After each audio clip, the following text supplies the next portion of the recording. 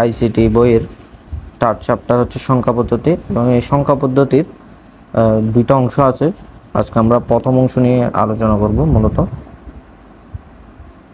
আজকে আমরা সংখ্যা পদ্ধতির প্রথম অংশ আমরা আজকে সংখ্যা পদ্ধতির প্রথম অংশ নিয়ে আলোচনা করব। তো আজকে আমাদের টপিকটা হচ্ছে সংখ্যা পদ্ধতির রূপান্তর। আজকে আমাদের টপিক হচ্ছে সংখ্যা পদ্ধতির রূপান্তর এবং দুইয়ের পরিপূরক। আমরা আজকে বেসিক থেকে আলোচনা করব। তো প্রথমে আসি, সংখ্যা পদ্ধতিটা কি? সংখ্যা পদ্ধতি কি? সংখ্যা পদ্ধতি হচ্ছে কোনো সংখ্যা লেখা বা প্রকাশ করার পদ্ধতিকে সংখ্যা পদ্ধতি বলে। আমরা ইতিমধ্যে স্ক্রিনে দেখতে পাচ্ছি কোনো সংখ্যা লেখা বা প্রকাশ করার পদ্ধতিকে সংখ্যা পদ্ধতি বলে। এখন আমাদেরকে সাধারণত সংখ্যাগুলোকে তৈরি করতে হয় বা প্রকাশ করতে হয়। তাহলে এই যে আমরা যে পদ্ধতিতে সংখ্যা তৈরি বা প্রকাশ করব সেটাই হচ্ছে কি সংখ্যা পদ্ধতি। যেহেতু আজকে আমাদের চ্যাপ্টার হচ্ছে সংখ্যা পদ্ধতি, তা আমাদেরকে আগে জানতে হবে সংখ্যা পদ্ধতি কি। সংখ্যা পদ্ধতি হচ্ছে কোনো সংখ্যাকে লেখা বা প্রকাশ করার পদ্ধতিকে সংখ্যা পদ্ধতি বলে। এখন ওই সংখ্যাটাকে প্রকাশ করতে হলে প্রথমে তৈরি করতে হবে। তাহলে ওই সংখ্যাটাকে প্রথমে তৈরি করতে হবে, তারপর আমরা সংখ্যাটাকে প্রকাশ করব। এই যে পদ্ধতিতে আমরা তৈরি এবং প্রকাশ করব সেটাই হচ্ছে কি সংখ্যা পদ্ধতি। এখন একটি সংখ্যা তৈরি করতে কিছু উপাদান প্রয়োজন। আমরা জানি প্রত্যেকটা জিনিস তৈরি করতে কিছু উপাদান প্রয়োজন হয়। তাহলে আমাদের একটা সংখ্যা তৈরি করতে তিনটা উপাদানের প্রয়োজন হয়। কয়টা উপাদান? তিনটা উপাদান। একটা সংখ্যা তৈরি করতে আমাদের তিনটা উপাদানের প্রয়োজন। সেগুলো কি? আমরা স্ক্রিনে দেখতে পাচ্ছি। সংখ্যা তৈরির উপাদান কয়টি? তিনটি। একটা হচ্ছে ডিজিট বা অঙ্ক, পেজ বা ভিত্তি, একটা হচ্ছে পজিশনাল ভ্যালু বা স্থানীয় মান। আমরা একটা একটা করে আলোচনা করব ইন ডিটেলস। প্রথম আছে ডিজিট বা অঙ্ক। তাহলে একটা সংখ্যা তৈরি করতে প্রথমে আমাকে ডিজিট বা অঙ্ক লাগবে। ডিজিট বা অঙ্ক আবিষ্কৃত, আর সংখ্যা তৈরি করতে হয়। ডিজিট বা অঙ্ক কি? এটা আবিষ্কৃত, বিভিন্ন মনীষী এবং বিজ্ঞানীগণ এটা আবিষ্কার করছে। ডিজিট বা অঙ্ক কি? সংখ্যা পদ্ধতিতে যেসব চিহ্ন, সাংকেতিক চিহ্নের ব্যবহার করা হয়, সংখ্যা পদ্ধতিতে যেসব সাংকেতিক চিহ্ন ব্যবহার করা হয় সেইগুলোকে ডিজিট বা অঙ্ক বলে। মানে একটা সংখ্যা তৈরি করতে আমরা যেসব চিহ্ন এবং অঙ্ক, আমরা একটা সংখ্যা তৈরি করতে যেসব চিহ্ন ব্যবহার করি, একটা সংখ্যা তৈরি করতে যেসব সাংকেতিক চিহ্ন ব্যবহার করি সেগুলোকে বলা হয় ডিজিট বা অঙ্ক। যেমন আমি একটা সংখ্যা লিখতেছি 320, এবং এই সংখ্যাটা তৈরি করতে 320 এই তিনটা কি ডিজিটের প্রয়োজন হয়েছে। তাহলে এগুলো কি ডিজিট, কারণ একটা সংখ্যা তৈরি করতে অবশ্যই ডিজিট বা অঙ্ক লাগবে। মানে একটা সংখ্যা তৈরি করতে যেসব চিহ্ন বা সাংকেতিক বস্তুর ব্যবহার করা হয় সেগুলি হচ্ছে কি ডিজিট বা অঙ্ক।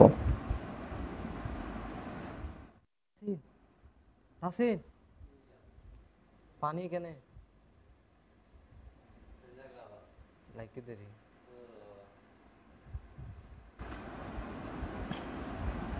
এবার আমরা 2 নম্বরটা নিয়ে আলোচনা করব। 2 নম্বরটা হচ্ছে বেস বা ভিত্তি। বেস বা ভিত্তি। বেস ভিত্তি হচ্ছে একটা সংখ্যা তৈরি করতে যতগুলো ডিজিট বা অঙ্ক ব্যবহার করা হয় তাদের সংখ্যার সমষ্টিকে বেস বা ভিত্তি বলে। আচ্ছা, আমরা বিভিন্ন সংখ্যা লিখতে সাধারণত কয়টা ডিজিট ব্যবহার করি? আমরা 10টা, 0 থেকে 9 পর্যন্ত। আমরা 10টা ডিজিট ব্যবহার করি। 0 থেকে 9 পর্যন্ত আমরা কয়টা ডিজিট ব্যবহার করি? 10টা। মানে যে কোনো একটা সংখ্যা তৈরি করতে আমরা কিন্তু 0 থেকে 9 পর্যন্ত 10টা ডিজিট ব্যবহার করি। এজন্য আমরা যে সংখ্যাটা লিখি ওটার বেস হচ্ছে 10। তার বেস কত? 10। তাহলে বেস বা ভিত্তি হচ্ছে একটা সংখ্যা তৈরি করতে যতগুলো ডিজিট বা অঙ্ক ব্যবহৃত হয় তাদের সংখ্যার সমষ্টিকে বেস বা ভিত্তি বলে। মানে একটা সংখ্যা তৈরি করতে যতগুলো অঙ্ক বা ডিজিট ব্যবহৃত হয় তাদের সমষ্টিকে বেস বা ভিত্তি বলা হয়। আর হচ্ছে পজিশনাল ভ্যালু বা স্থানীয় মান কি? আমরা ছোটোবেলায় কিন্তু স্থানীয় মান সম্পর্কে কিছুটা ধারণা পেয়েছি। স্থানীয় মান হচ্ছে, যেমন আমি একটা সংখ্যা লিখলাম 3000,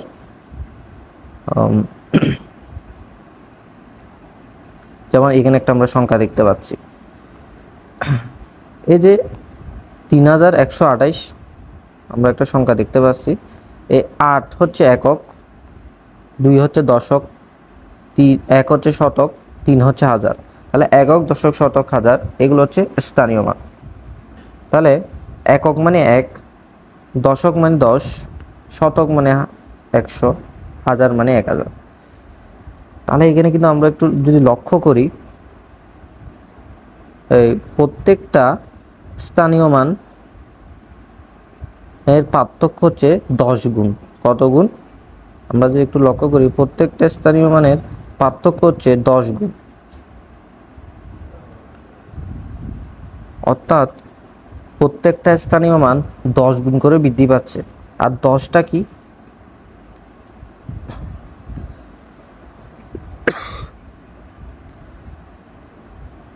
প্রত্যেকটা স্থানীয় মান 10 গুণ করে বৃদ্ধি পাচ্ছে। আর এই 10টা হচ্ছে কি? বেস। 10টা কি? বেস। তাহলে স্থানীয় মানের সাথে কিন্তু বেসের সম্পর্ক রয়েছে। স্থানীয় মান বেস গুণ করে করে বৃদ্ধি পায়। মানে এককে 1, দশক যখন হয়েছে তাহলে বেস 10 গুণ করে, 10 একে 10, আবার 100 যখন হয়েছে 10 10 100, আবার 100-র সাথে 10 গুণ করে 1000। তাহলে প্রত্যেকটা স্থানীয় মান 10 গুণ করে করে বৃদ্ধি পায়। এতটুকু পর্যন্ত আমরা আশা করি বুঝতে পারছি। তাহলে একটা সংখ্যা তৈরি করতে আমাদের 3টা উপাদান প্রয়োজন। একটা হচ্ছে কি? ডিজিট বা অঙ্ক, বেস বা বৃদ্ধি, পজিশনাল ভ্যালু বা স্থানীয় মান। এখন আসলে কি উপাদানগুলো প্রয়োজন হয় কিনা আমরা সেটা এখন সরাসরি দেখব। যেমন একটি সংখ্যা আমরা স্ক্রিনে দেখতে পাচ্ছি 31,289। এই সংখ্যাটা আমরা তৈরি করব। আচ্ছা, তৈরি করার জন্য প্রথমে আমরা বেস নিয়েছি। এখানে আমরা তাহলে একটা সংখ্যা তৈরি করতে আমরা 0 থেকে 9, তাহলে কয়টা অঙ্ক বা ডিজিট ব্যবহার করি? 10টা। তার মানে বেস হবে কত? 10। তাহলে 10 বেস, প্রত্যেকটার নিচে কত? বেস 10 দিছি। দেওয়ার পরে পজিশনাল ভ্যালুটা আমরা দেখব। পজিশনাল ভ্যালু হচ্ছে 1। আচ্ছা, আমরা কিন্তু সূচকের অঙ্কে পড়ছিলাম x এর উপর যখন 0 দিবে তার মান 1। হ্যাঁ, এর উপর যখন 0 দিবে তার মান 1। আমরা কিন্তু সূচকের অঙ্কে এটা পড়ছি। তাহলে আমাদের পজিশনাল ভ্যালু যখন 1, তাহলে 10-এর উপর সূচক কত থাকবে? সূচকের মান হবে 0, কারণ 10-এর উপর 0 থাকলে এটার মান হচ্ছে 1। তাহলে এখন 10 গুণ করে বৃদ্ধি পাবে না? কারণ আমরা জানি স্থানীয় মান বেস গুণ করে বৃদ্ধি পায়। তাহলে প্রত্যেকটা স্থানীয় মান 10 গুণ করে বৃদ্ধি পাবে। তাহলে এটা হয়ে যাবে 10 একে 10। তাহলে 10 হইতে গেলে 10-এর উপরে একটা 1 লাগবে, মানে এদিকে কি হবে? বৃদ্ধি পেতে থাকবে, এদিকে বৃদ্ধি। তারপর হচ্ছে 10-এর উপর 2 দিব, কারণ 100।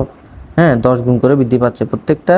এখানে আমরা একটু যদি ভালো করে একটু দেখি, প্রত্যেকটা স্থানীয় মান এখানে 10 গুণ করে বৃদ্ধি পাচ্ছে। এই যে 1 একের সাথে 10 গুণ করছে, প্রত্যেকটা স্থানীয় মান 10 গুণ করে বৃদ্ধি পাচ্ছে। আর 10টা কি?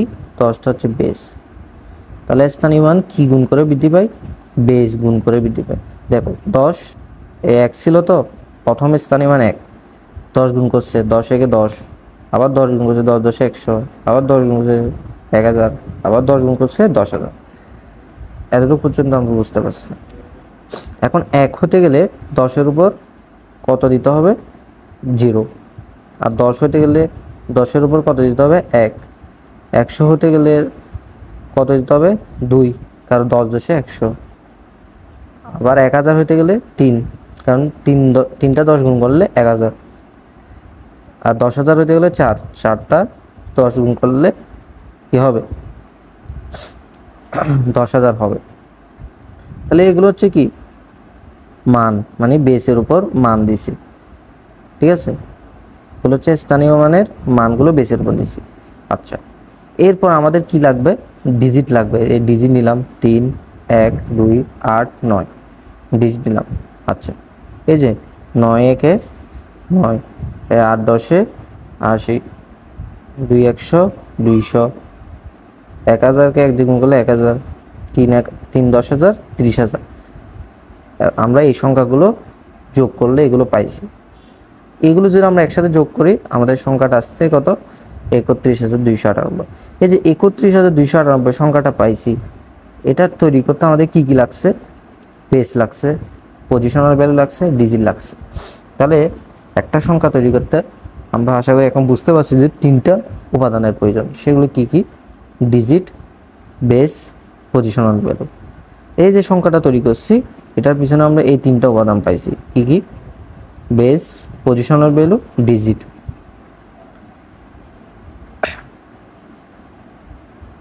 এই যে এখানে বেসের উপর সূচকের মান নিছি, এটা আশা করি আমরা বুঝতে পারছি, এটা না বোঝার মতো না। এখানে পজিশনাল ভ্যালু 1, তাহলে 1 হতে গেলে সূচকের মান হবে 0। এখানে 10 হতে গেলে 10-এর উপর 1 থাকতে হবে। তাহলে এখানে কি হচ্ছে, 1 1 করে বৃদ্ধি পাচ্ছে। এরপরে 100 হতে গেলে প্রায় 10-এর উপর 2। এবার 1000 হতে গেলে 10-এর উপর 3, কারণ 3টা 10 গুণ করলে তো 1000 হয়। আর 10,000 দিতে গেলে 4, কারণ 4টা 10 গুণ করলে 10,000 হয়। এগুলো হচ্ছে বেসের উপর সূচকের মান দিছি পজিশনাল ভ্যালুটা বোঝার জন্য। তাহলে বেস এবং পজিশনাল ভ্যালু একটা আরেকটার সাথে সম্পর্কযুক্ত, কারণ পজিশনাল ভ্যালু বা স্থানীয় মান বৃদ্ধি পায় বেস গুণ করে। কি গুণ করে, বেস গুণ করে। আর এই যে বেস থেকেই স্থানীয় মানটা আসছে, কারণ আমরা এখানে লক্ষ্য করলে দেখব 10-এর উপর 0 মানে 1, 10-এর উপর 1 মানে 10, 2 মানে 100, 3 মানে 1000, আর 4 মানে 10,000। তাহলে বেস থেকেই স্থানীয় মানটা আসছে। তাহলে এখন আমরা আশা করি বুঝতে পারছি একটা সংখ্যা তৈরি করতে আমাদের 3টা উপাদানের প্রয়োজন। একটা হচ্ছে বেস, একটা হচ্ছে পজিশনাল ভ্যালু, আর একটা হচ্ছে ডিজিট। আমরা এরকম সংখ্যা পদ্ধতি কি এবং একটা সংখ্যা তৈরি করতে কয়টা উপাদানের প্রয়োজন এটা নিয়ে আলোচনা করছি। এখন আমরা আলোচনা করব সংখ্যা পদ্ধতির প্রকারভেদ। এই যে সংখ্যা পদ্ধতির 3টা উপাদান আছে, এই 3টা উপাদানের ভিত্তিতে সংখ্যা পদ্ধতি 2 প্রকার। কত প্রকার, 2 প্রকার। সংখ্যা পদ্ধতি 2 প্রকার, একটা হচ্ছে নন পজিশনাল, একটা হচ্ছে পজিশনাল। মানে হচ্ছে একটাতে স্থানীয় মান থাকবে, একটাতে কি থাকবে, স্থানীয় মান থাকবে, আর আরেকটাতে স্থানীয় মান থাকবে না। তাহলে একটাতে স্থানীয় মান থাকবে আর আরেকটাতে স্থানীয় মান থাকবে না, এটাকেই বলছে পজিশনাল আর নন পজিশনাল। নন পজিশনাল মানে স্থানীয় মান থাকবে না, আর পজিশনাল মানে এটা তো অবশ্যই স্থানীয় মান থাকবে।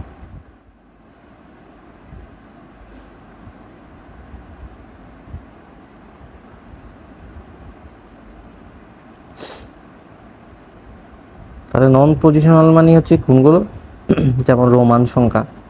হ্যাঁ, এখন আমরা ইতিমধ্যে জানছি যে স্থানীয় মানের সাথে যে আমরা ইতিমধ্যে এটা জানছি যে স্থানীয় মানের সাথে এই যে স্থানীয় মানের সাথে বেসের সম্পর্ক রয়েছে। স্থানীয় মান না থাকলে বেস থাকবে না, বেস না থাকলে স্থানীয় মান থাকবে না।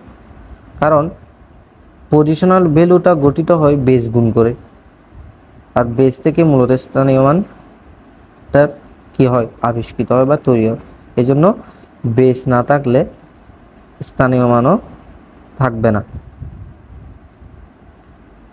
তাহলে নন পজিশনাল মানে যেখানে স্থানীয় মান থাকবে না, হ্যাঁ, যেখানে শুধু ডিজিট ব্যবহার করা হবে, কি অঙ্ক বা ডিজিট, সেখানে বেসও থাকবে না, স্থানীয় মানও থাকবে না। যেমন রোমান সংখ্যা, যেমন 1 = 10, L = 50 ধরে, C = 100 ধরে। তাহলে এখানে একটা ডিজিট ব্যবহার করছে অঙ্ক, এটার মান ব্যবহার করে মূলত সংখ্যাগুলো তৈরি করা হয়। এখানে কিন্তু কোনো স্থানীয় মান বা বেস নাই। আর পজিশনাল মানে যেখানে কি থাকবে,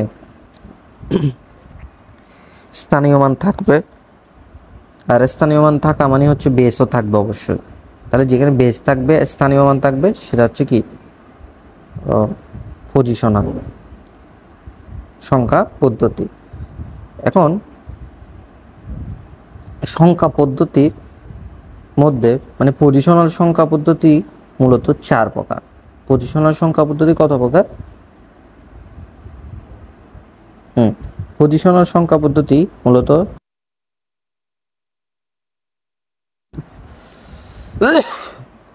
পজিশন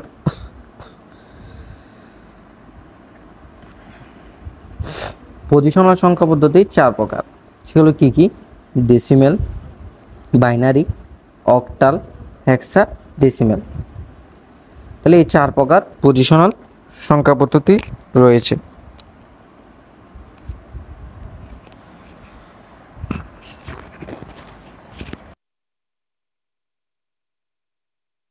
বিস্তারিত আলোচনা করব। ডেসিমেল হচ্ছে আমরা মানুষ দৈনন্দিন কাজে যেসব সংখ্যা ব্যবহার করে সেগুলো হচ্ছে ডেসিমেল সংখ্যা পদ্ধতি। এই যে আমরা 350, 1050 এই যে সংখ্যাগুলো লিখছি, হ্যাঁ, নিত্য প্রয়োজনে আমরা যেসব সংখ্যাগুলো লিখি সেগুলি হচ্ছে কি ডেসিমেল সংখ্যা পদ্ধতি। এই ডেসিমেল সংখ্যা পদ্ধতিতে 10টি ডিজিট আছে। এই যে 0 থেকে 9 পর্যন্ত আমরা যে ডিজিটগুলো নিত্য প্রয়োজনে ব্যবহার করি সেটা হচ্ছে ডেসিমেল সংখ্যা পদ্ধতি। এটার বেস হচ্ছে 10, কারণ এখানে কি ডিজিট বা অঙ্ক আছে 10টি, যা মানুষ কি দৈনন্দিন কাজে ব্যবহার করে। এরপর হচ্ছে বাইনারি মানে কম্পিউটার মূলত যে সংখ্যা পদ্ধতিটি ব্যবহার করে তার যাবতীয় কাজে, সেটা হচ্ছে বাইনারি সংখ্যা পদ্ধতি। বাইনারি সংখ্যা পদ্ধতিতে ডিজিট হচ্ছে 2টা, 0 1 0 1, তাহলে এখানে বেসও 2। আর অক্টাল সংখ্যা পদ্ধতি, এটা হচ্ছে বিভিন্ন আধুনিক যন্ত্রের মধ্যে ব্যবহার করা হয়। এখানে ডিজিট হচ্ছে 8টা, 0 থেকে 7 পর্যন্ত, এর বেসও 8।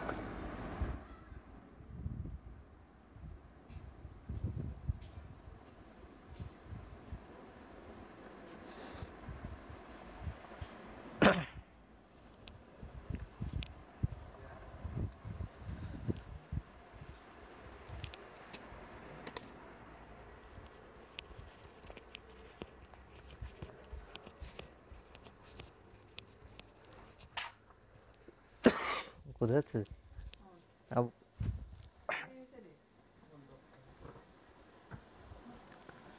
আচ্ছা সরান এখন বুঝতে।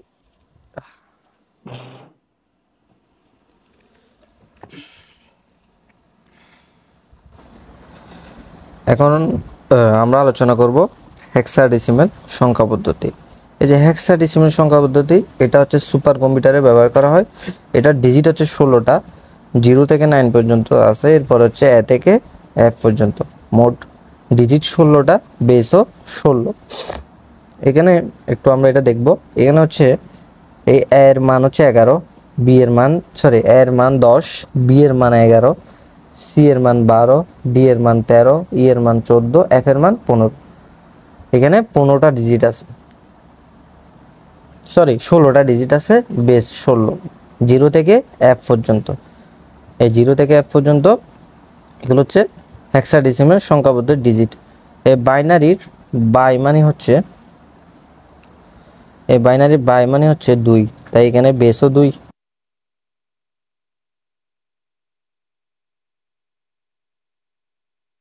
এর হয়, তাই এটার বেস হচ্ছে 8। আর এখানে হেক্স মানে হচ্ছে 6, আর ডেসিমেল মানে তো 10, তাহলে হেক্সাডেসিমেল মানে 16 বেস। এটা জাস্ট মনে রাখার একটা টেকনিক, এভাবে করেও আমরা মনে রাখতে পারি। এখন আলোচনা করব আজকের ক্লাসের মূল টপিক, সংখ্যা পদ্ধতির রূপান্তর। এতক্ষণ আমরা সংখ্যা পদ্ধতি কি, সংখ্যা তৈরির উপাদান কয়টি ও কি কি, সংখ্যা পদ্ধতির প্রকারভেদ এবং পজিশনাল সংখ্যা পদ্ধতির প্রকারভেদ নিয়ে আলোচনা করছি। এই যে পজিশনাল সংখ্যা পদ্ধতিগুলো আছে, এইগুলো রূপান্তর নিয়ে এখন আমরা আলোচনা করব। কিভাবে ডেসিমেল সংখ্যাকে আমরা বাইনারিতে বা অক্টালে একসাথে প্রকাশ করব। এখন আমরা এই টপিকটা নিয়ে আলোচনা করব। এটাকে বলে সংখ্যা পদ্ধতির রূপান্তর।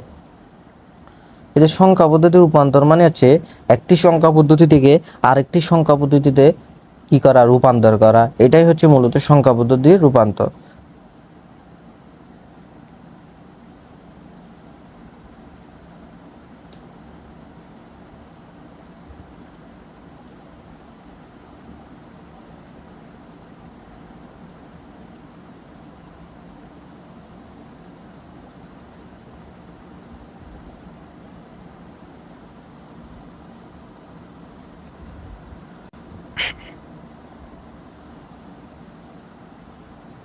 এখন আমরা সংখ্যা পদ্ধতির রূপান্তর নিয়ে আলোচনা করব। এই যে সংখ্যা পদ্ধতির রূপান্তর, এই রূপান্তর জিনিসটা, সংখ্যা পদ্ধতির রূপান্তরটা 3 ধরনের। তাহলে সংখ্যা পদ্ধতির রূপান্তর কয় ধরনের? 3 ধরনের। আদার্স, এই যে ডেসিমেল টু আদার্স, হ্যাঁ, একটা হচ্ছে ডেসিমেল টু আদার্স, তা আমরা একটা একটা করে আলোচনা করব। সংখ্যা পদ্ধতির রূপান্তর কয় ধরনের? 3 ধরনের। একটা হচ্ছে ডেসিমেল টু আদার্স, মানে ডেসিমেল সংখ্যা পদ্ধতি থেকে আদার্স মানে বাকি সব সংখ্যা পদ্ধতিতে কি করা? রূপান্তর করা। তো বাকি কি আছে? বাইনারি আছে, অক্টাল আছে, হেক্সা আছে। তাহলে ডেসিমেল থেকে বাইনারি এবং অক্টা এবং হেক্সাডেসিমেলে প্রকাশ করার যে পদ্ধতি সেটাকে বলে decimal to others. Decimal to others. এই যে ডেসিমেল থেকে আমি আদার্সে নিব, মানে বাইনারি, অক্টাল, হেক্সাডেসিমেল প্রকাশ করব।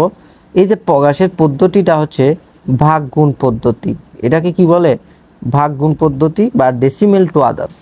তাহলে সংখ্যা পদ্ধতি রূপান্তরের 1 নাম্বার পদ্ধতিটা হচ্ছে ভাগ গুণ পদ্ধতি, এটা হচ্ছে ডেসিমেল টু আদার্স। 2 নাম্বার যেটা পদ্ধতি সেটা হচ্ছে আদার্স টু ডেসিমেল, মানে বাইনারি, অক্টাল, হেক্সাডেসিমেল সংখ্যা পদ্ধতি থেকে ডেসিমেল সংখ্যা পদ্ধতিতে রূপান্তর করার যে নিয়ম সেটা হচ্ছে কি? আদার্স টু ডেসিমেল, যেটাকে বলে গুণ যোগ পদ্ধতি। গুণ যোগ পদ্ধতি এটা হচ্ছে সংখ্যা পদ্ধতি রূপান্তরের দ্বিতীয় পদ্ধতি। প্রথম পদ্ধতি হচ্ছে ভাগ গুণ পদ্ধতি, যেটা করবে ডেসিমেল থেকে আদার্স, হ্যাঁ। আরেকটা হচ্ছে গুণ যোগ পদ্ধতি, সেটা হবে আদার্স থেকে ডেসিমেল। এতটুকু পর্যন্ত আমরা বুঝতে পারছি। আর আরেকটা আছে others to others. Others to others মানে এই যে বাইনারি, অক্টাল, হেক্সাডেসিমেল এদের মধ্যে পরিবর্তন মানে রূপান্তরটা হবে, এটাই হচ্ছে কি? Others to others. এটা হচ্ছে 3 নাম্বার সংখ্যা পদ্ধতি। তাহলে সংখ্যা পদ্ধতি মূলত কয় ধরনের? 3 ধরনের, মানে 3টা পদ্ধতি রয়েছে। ভাগ গুণ পদ্ধতি আমরা 1 নাম্বারটা নিয়ে আলোচনা করব। এই যে আমরা এখানে 3টা দেখতে পাচ্ছি।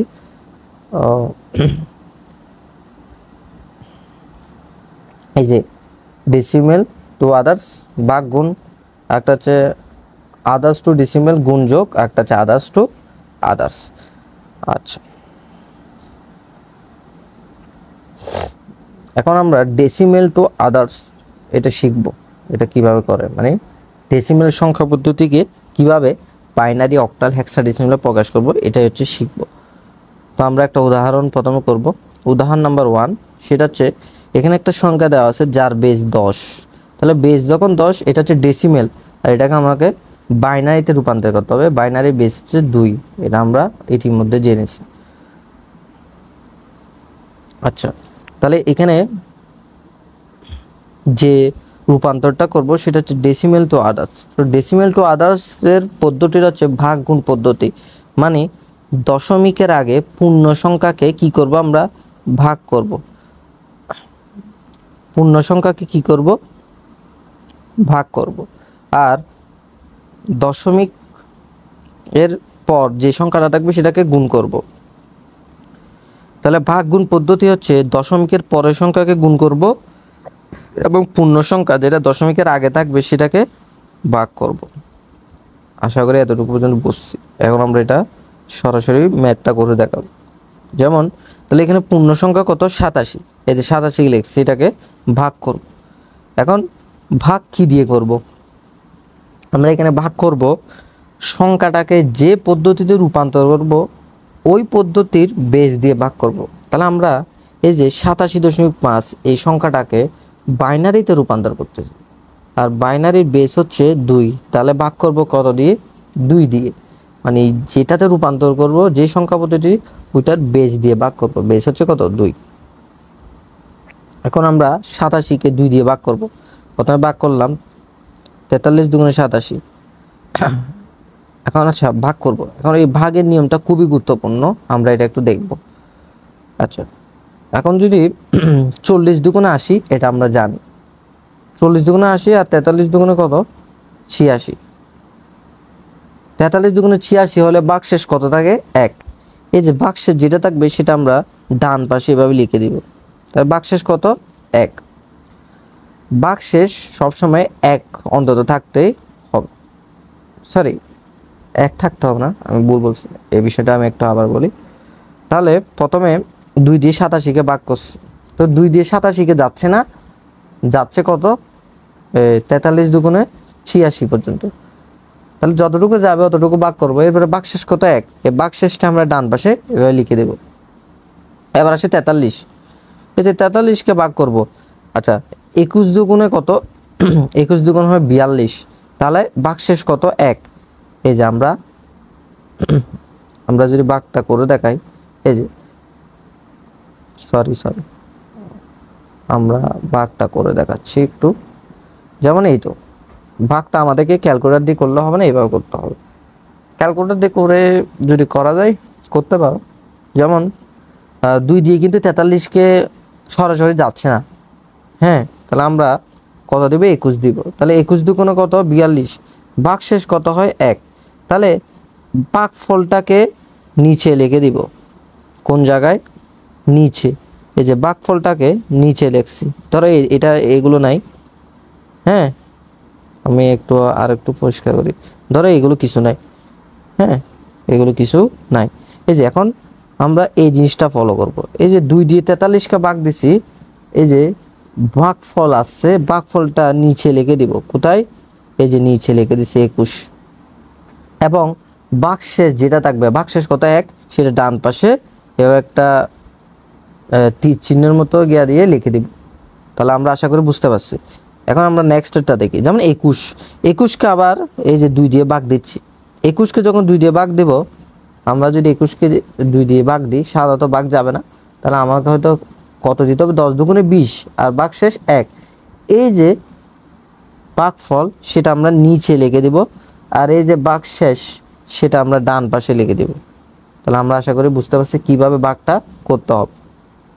এরপর আবার 10কে 2 দিয়ে ভাগ করব, 5 দুগুণে 10, ভাগশেষ কত কিছু নাই মানে 0, আবার 2 দিয়ে ভাগ 5কে 2 দিয়ে ভাগ দিব, 2 দুগুণে 4, ভাগশেষ কত 1, আবার 1কে 2 দিয়ে ভাগ দিব। আচ্ছা 1কে কি 2 দিয়ে ভাগ দেওয়া যায়, তাহলে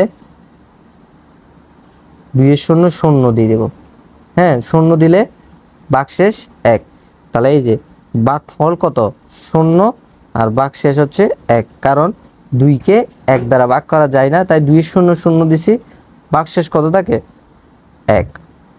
এই লাস্টেরটা আশা করি আমরা বুঝছি কিনা বলবো। আচ্ছা আমি আরেকবার দেখাই দিচ্ছি লাস্টেরটা। এখন আমরা 2কে 1 দিয়ে ভাগ দিব, এখন 2কে আমরা জানি 1 দিয়ে ভাগ দেওয়া সম্ভব, তাই 2 এর 0 0 বসাই দিব, ভাগশেষ 1। এই যে ভাগফলটা নিচে বসাই দিছি, আর এই যে ভাগশেষ এটা ডান পাশে বসাই দিছি। আশা করি আমরা এখন এটা বুঝতে পারছি। এখন আমরা আশা করি এটা পুরোটাই বুঝতে পারছি। তাহলে ভাগ গুণ পদ্ধতি হচ্ছে কি, পূর্ণ সংখ্যাকে মানে ভাগ করতে হবে। ভাগ গুণ পদ্ধতির মধ্যে পূর্ণ সংখ্যাকে ভাগ করতে হবে, দশমিকের পরের সংখ্যাকে গুণ করতে হবে। কি করতে হবে? গুণ। আমি পূর্ণ সংখ্যাকে ভাগ করব কি দিয়ে? যে সংখ্যা পদ্ধতিতে রূপান্তর করব ওইটার বেসকে দিয়ে। কি দিয়ে? বেস দিয়ে। এখন এখানে আমরা বাইনারিতে রূপান্তর করব, তাহলে বাইনারি বেস কত? 2, তাই 2 দিয়ে ভাগ দিচ্ছি। এই যে 87কে 2 দিয়ে ভাগ দিচ্ছি, 2 দিয়ে ভাগ দিলে 87কে সরাসরি 2 দিয়ে ভাগ যাচ্ছে না, 43 দুগুণে 86, তাহলে ভাগশেষ কত? 1। এই যে আমরা যদি ভাগটা দিই এইভাবে, 43 দুগুণে কত? 86, তাহলে ভাগশেষ 1। এই যে ভাগফল সেটা নিচে বসাই দিব, আর এই যে ভাগশেষ সেটা ডান পাশে বসিয়ে দিব একটা তীর চিহ্ন দিয়ে। তাহলে এইভাবে করে আমরা করব, পর্যন্ত আমরা ভাগ করব। এখানে একটা ইম্পর্টেন্ট কথা হচ্ছে কতক্ষণ ভাগ করব। এই ভাগটা আমরা ততক্ষণ করব যতক্ষণ আমাদের কি ভাগফলটা 0 আসবে না। এখন 2কে কিন্তু 1 দিয়ে ভাগ দেওয়া যায় না, তাই 2 এর 0 0। যখন এইভাবে ভাগ দেওয়া যাবে না তখন আমরা 0 দিব ভাগফল। তাহলে ভাগফল 0 দিলে 0 আসবে, আর ভাগশেষ কত থাকবে? 1 থেকে যাবে। তাহলে যতক্ষণ পর্যন্ত ভাগফল 0 আসবে না আমরা ততক্ষণ পর্যন্ত ভাগ করতে থাকবো। তাহলে যতক্ষণ পর্যন্ত ভাগফল 0 আসবে না ততক্ষণ পর্যন্ত আমরা পূর্ণ সংখ্যাকে ভাগ করতে থাকবো, আর 0 যখন চলে আসবে তখন ভাগ করা বন্ধ করে দিব। এখন এই যে মানগুলো আসছে ভাগশেষ, এই মানগুলোই হচ্ছে কি বাইনারি সংখ্যা। হ্যাঁ, এটার সর্বশেষ সংখ্যাটাকে বলে এমএসবি, আর সর্বোচ্চ যেটা উপরের সংখ্যা আছে এটাকে বলে এলএসবি।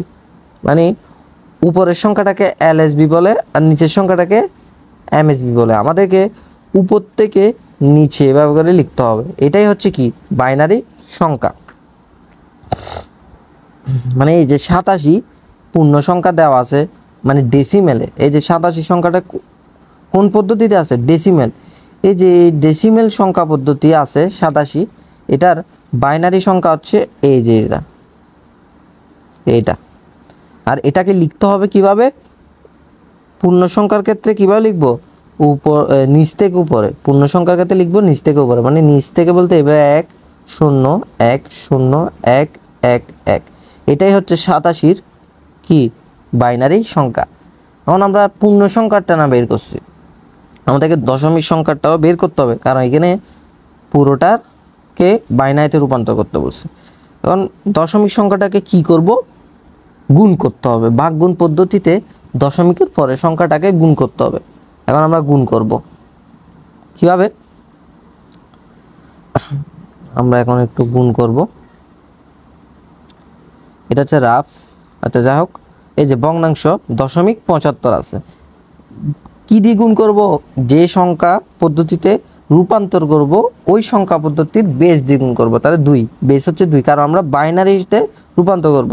তাহলে 2 দিয়ে গুণ করছি, 5 দুগুণে 10, হ্যাঁ 7 দুগুণে 10 এর শূন্য হাত আছে 1, 7 দুগুণে 14, 14 একে কত 15। এখন এটা দশমিক পর্যন্ত আছে আর এটা হচ্ছে দশমিকের আগে চলে গেছে একটা।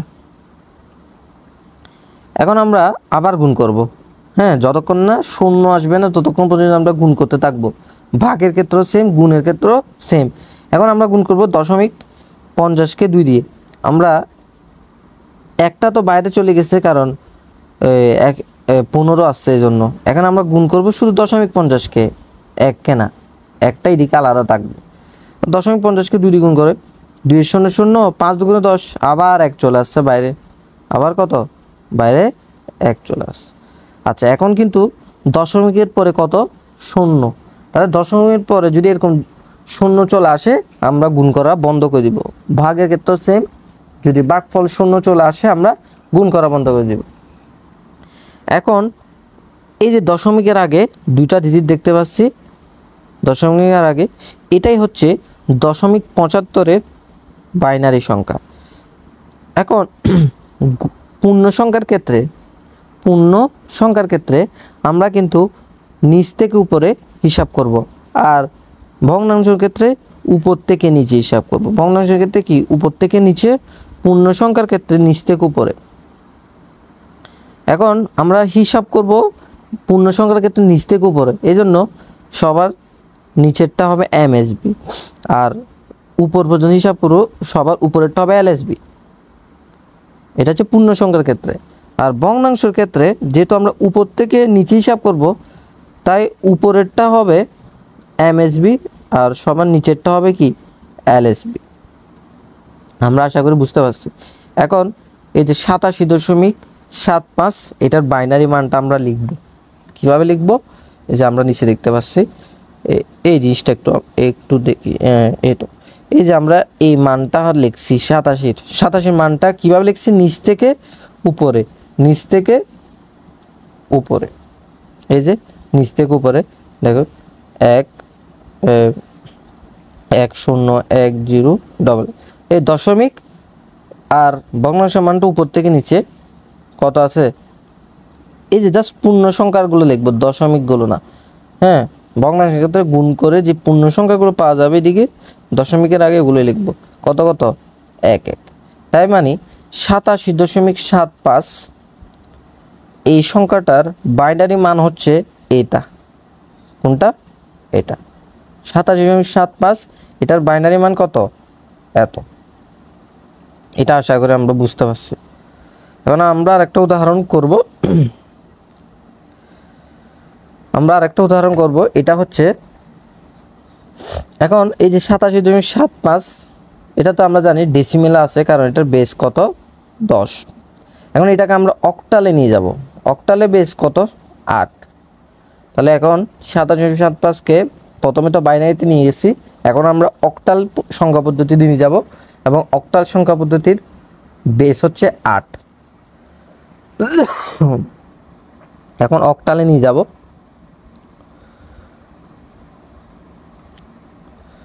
আমরা একটু ওয়েট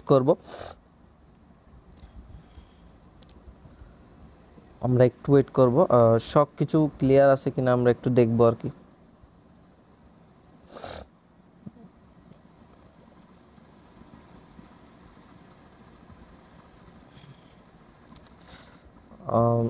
সব কিছু ঠিক আছে কিনা আমরা একটু দেখব।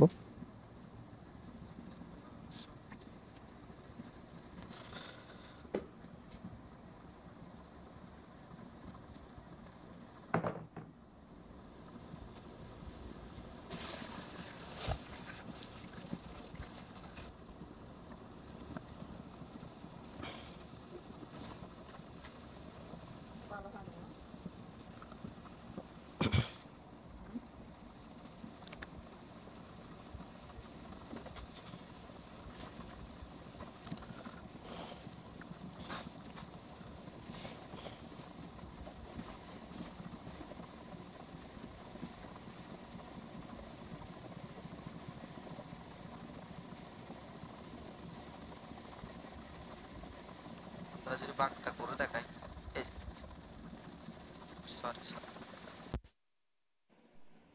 আমরা বাঁকটা করে দেখাচ্ছি একটু। যেমন এই তো বাঁকটা আমাদেরকে ক্যালকুলেটর দিয়ে করলে হবে না, এইভাবে করতে হবে। ক্যালকুলেটর দিয়ে করে যদি করা যায় করতে পারো। যেমন 2 দিয়ে কিন্তু 43কে সরাসরি যাচ্ছে না, হ্যাঁ, তাহলে আমরা কত দিব? 21 দিব। তাহলে 21 দুগুণে কত? 42। ভাগশেষ কত হয়? 1। তাহলে ভাগফলটাকে নিচে লিখ।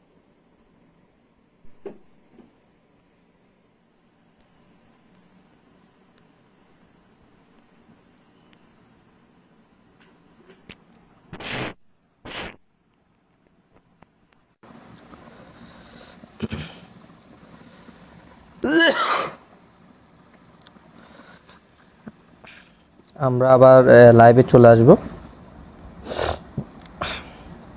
আশা করি সাউন্ড থেকে শুরু করে স্ক্রিন পর্যন্ত সবকিছু ক্লিয়ার আছে। এখন আমরা কি করব?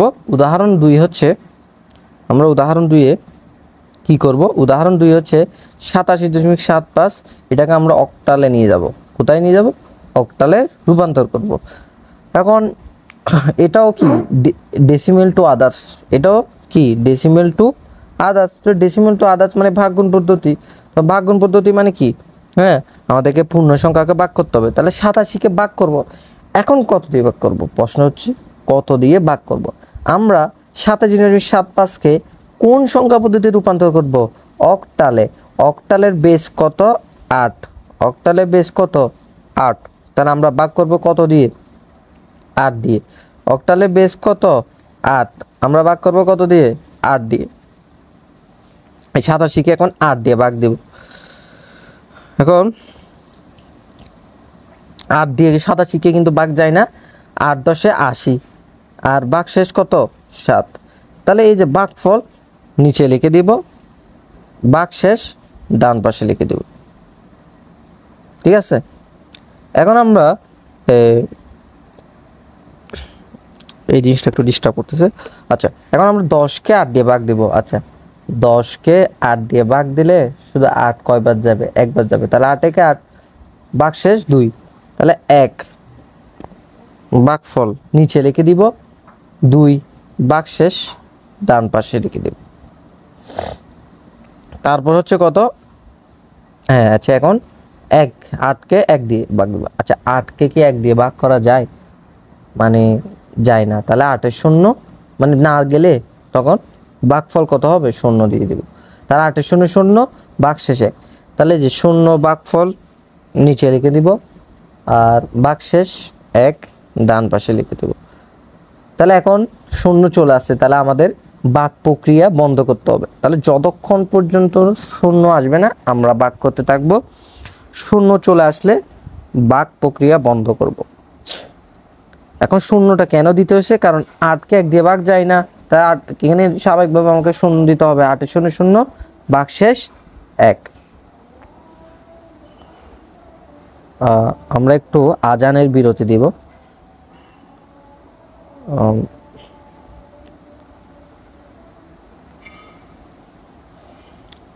আজানের বিরতি, হ্যাঁ, 5 মিনিট পরে আমরা আবার শুরু করব।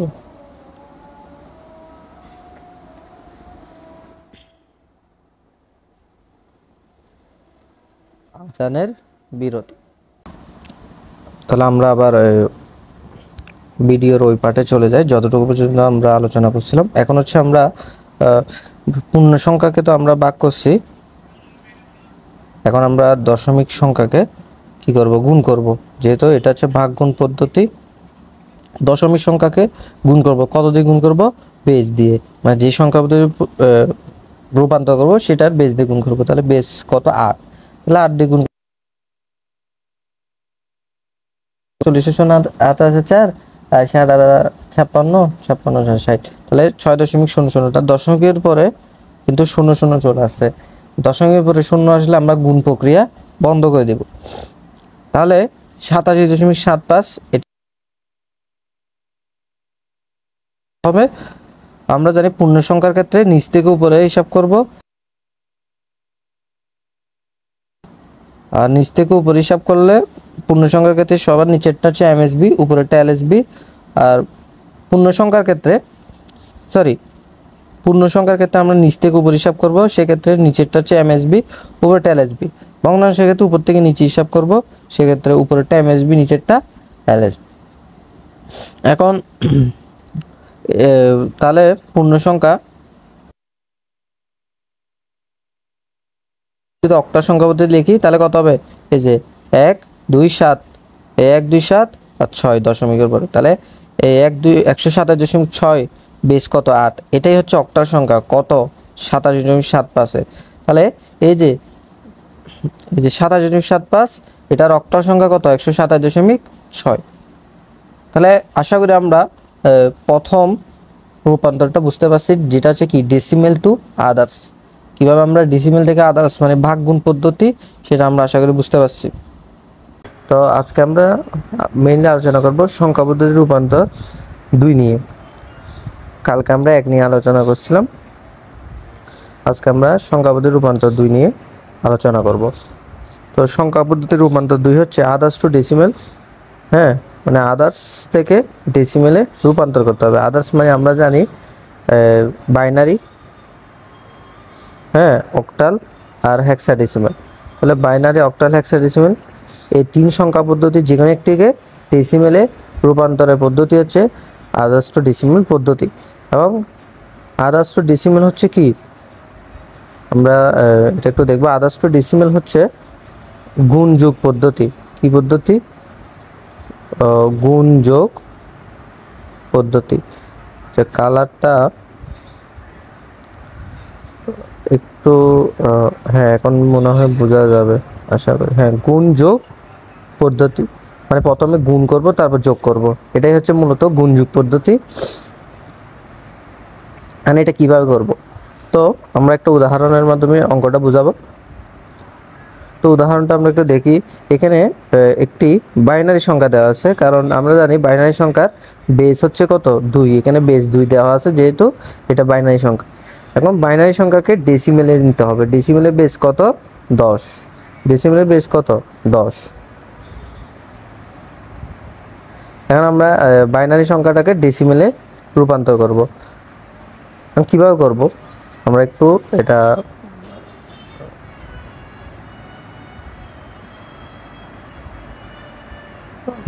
এখানে করব। হ্যাঁ,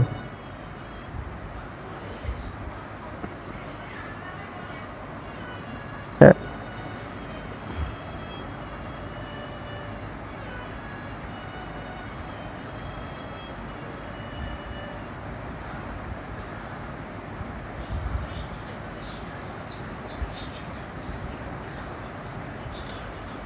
এটাই হচ্ছে আমার মূলত কি সংখ্যা?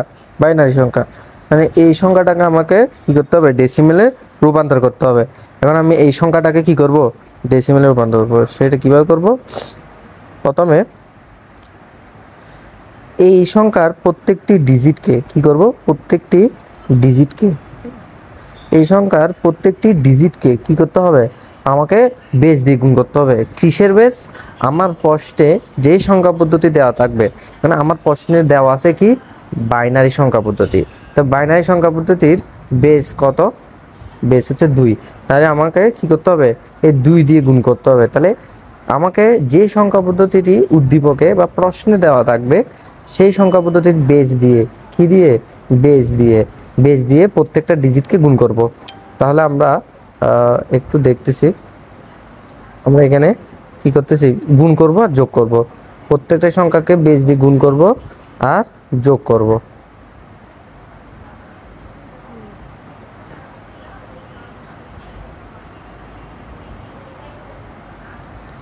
আমরা দশমিক পর্যন্ত করছি, এরপরে দশমিকের পরে এগুলোকেও কি করব, গুণ করব আর যোগ করব। মানে যতটা ডিজিট আছে সবগুলোকে কি করতে হবে, গুণ করব আর যোগ করব। তাহলে আমরা এখানে প্রত্যেকটা ডিজিটকেই কিন্তু গুণ করছি এবং যোগ করছি। আমরা এখানে প্রত্যেকটা ডিজিটকে বেস দ্বারা, মানে যে সংখ্যা পদ্ধতিটি প্রশ্নে দেওয়া থাকবে ওইটার বেস দ্বারা গুণ করব আর যোগ করব। আমরা এখানে কিন্তু প্রত্যেকটা সংখ্যা, প্রত্যেকটা ডিজিটকে বেস দিয়ে গুণ করছি। এবার গুণ করার পরে আমার দশমিকটা মূলত কোথায় আছে, এই দশমিকটা মূলত কোথায় আছে আমাকে দেখতে হবে। এই দশমিকটা আছে এই জায়গায়।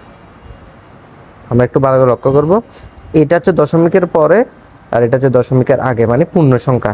এটা হচ্ছে কি পূর্ণ সংখ্যা আর এটা হচ্ছে দশমিকের পরে। এতটুকু পর্যন্ত আমরা বুঝতে পারছি যে দশমিকটা আমার এই জায়গায় আছে। কোন জায়গায়, এই জায়গায়।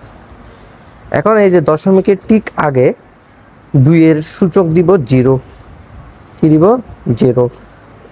আর এর আগে মানে দশমিকের ইমিডিয়েট আগে দিব 2 এর সূচক কি 0। দশমিকের ইমিডিয়েট আগে 2 এর সূচক দিব 0, এর আগে দিব 1, এরপরে 2, মানে এক এক করে বৃদ্ধি পাবে। এরপরে 3, এরপরে 4। তাহলে কি করছে আমি এখানে দশমিক, এই যে দশমিক দেওয়া আছে এটার ইমিডিয়েট আগে, এই যে দশমিক দেওয়া আছে এটার ইমিডিয়েট আগে, হ্যাঁ দশমিক যেখানে দেওয়া আছে এটার ইমিডিয়েট আগে আমি এই যে দশমিক যেখানে দেওয়া আছে এটার ইমিডিয়েট আগে আমি দিছি কত, 0। কত দিছি, 0 দিছি। আমরা আশা করি দেখতে পাচ্ছি এই যে 0, হ্যাঁ আমি 0 দিছি। কি দিছি, 0 দিছি। দশমিকের ইমিডিয়েট আগে 2 এর সূচক দিব 0, এর আগে দিব 1, এই যে দেখতে পাচ্ছি, এর আগে 2, এর আগে 3, এর আগে 4। তার মানে এখানে এক এক করে বৃদ্ধি পাবে, কি পাবে, এক এক করে বৃদ্ধি পাবে। আর এই যে দশমিকের পরে, এই যে দশমিকের পরে, হ্যাঁ ইমিডিয়েট মানে একবারে সাথে সাথে যে ডিজিটটা আছে ওটা 2 এর সূচক হবে -1, এরপরেরটা হবে -2। তাহলে দশমিকের ইমিডিয়েট পরে অর্থাৎ একবারে মানে দশমিকের পর পর যে ডিজিটটা আছে ওইটার 2 এর সূচক হবে -1, আর এরপরে কি হবে, এক বৃদ্ধি পাবে -2। যদি এরপরে কোনো একটা সংখ্যা থাকতো এটার উপর দিতাম -3, এরপরে কোনো একটা সংখ্যা থাকলে -4, এইভাবে করে এক এক করে বৃদ্ধি পাবে। তাহলে মূলত এখানে ঘটনাটা এরকম ঘটে, আমরা একটু একটা চার্টের মাধ্যমে দেখাই। আমরা এভাবে কিন্তু ছোটো একটা সূচকের অঙ্কগুলো করতাম। এটা হচ্ছে মূলত দশমিক, হ্যাঁ এই দশমিকের আগে 0, এরপরে 1, এরপরে 2, এরপরে 3, এভাবে করে দিতে থাকবো। এরপরে 4, ঠিক আছে, এইভাবে করে আমরা মূলত দিব। আর দশমিকের ঠিক ইমিডিয়েট পরে -1, এরপরে এক এক করে বৃদ্ধি পাবে -2, -3, এভাবে ডট ডট ডট, এভাবে ডট ডট ডট। আশা করি আমরা পুরো ব্যাপারটা বুঝতে পারছি। আমরা কিভাবে মানে 2 এর উপর সূচকের মানগুলো কিভাবে দিব, সবগুলো হবে কিসের উপর, 2 এর উপর। মানে 2 বলতে বেস, এখানে 2টা কি, 2টা হচ্ছে একটা বেস, মানে যে সংখ্যা পদ্ধতি দেওয়া আছে ওইটার বেস। তো ওইটার বেসের উপর এভাবে সূচকের মানগুলো আমরা দিয়ে দিব। আমাদের আগে নির্ণয় করতে হবে দশমিকটা মূলত কোথায় আছে। আমরা একটা ফুটা দিয়ে, পরীক্ষা হলে এভাবে একটা ফুটা দিয়ে কি করতে পারি, নির্ণয় করে বসিয়ে দিবে, যাতে আমাদের সোজা হয় জিনিসটা করতে।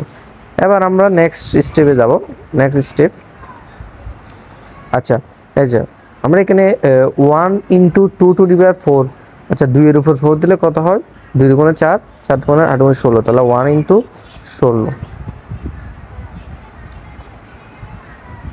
আমরা একটু এটা এখানে লিখবো 1 ইন্টু 16, হ্যাঁ, প্লাস জিরোর সাথে যাই গুণ করবে জিরো আসবে, এই জন্য এটা আর দেখাতে হচ্ছে না। হ্যাঁ, মানে এটা আসবে কিরকম, এই জিনিসটা হবে, আমি একটু দেখাই, 0 গুণ 2^3 মানে 2 দুগুণে 4 দুগুণে 8, হ্যাঁ, আচ্ছা ইংলিশে লেগে, হ্যাঁ 8। এরপরে কি হবে, জিরোর সাথে যাই গুণ করে আনসার কিন্তু জিরোই হবে, এই জন্য এইটা আর করে দেখাচ্ছি, ঠিক আছে। প্লাস 1 ইন্টু 2^2, 2^2 মানে 4, দুগুণে কত 4, প্লাস এই যে জিরোর সাথে যাই গুণ করবে জিরোই আসবে, জিরোর সাথে যাই গুণ করবে জিরোই আসবে, তাই এটা আর করে দেখাচ্ছি না। হ্যাঁ,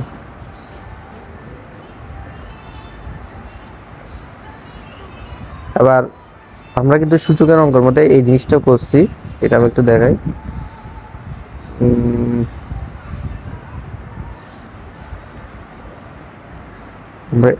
এই জিনিসটা একটু দেখাই তো, a0 = 1, x0 = 1, এই অঙ্কটা কিন্তু আমরা সূচকের অঙ্কে দেখব। এই যে 2 এর উপর 0 আছে,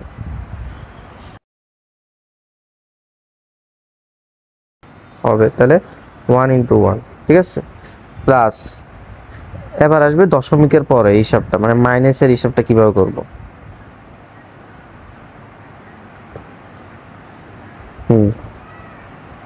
এই মাইনাসের হিসাবটা আমরা কিভাবে করব দেখো,